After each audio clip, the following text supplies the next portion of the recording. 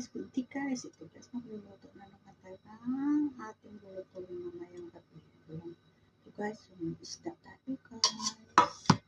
Tapos, steam natin dito sa medyo. Ito guys, medyo. Tsaka, may luya na tayo. Ito, ready na. I-ready na natin.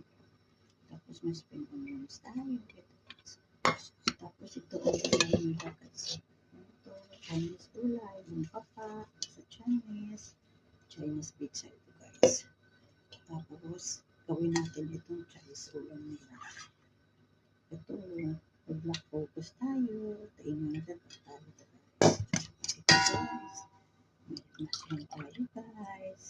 Kaya ito yung ulam nila mamaya guys. Ito, at saka naman, sabaw nila guys. Ito guys. Ayan guys. Bye guys. Don't forget to like and share and subscribe guys. Bye.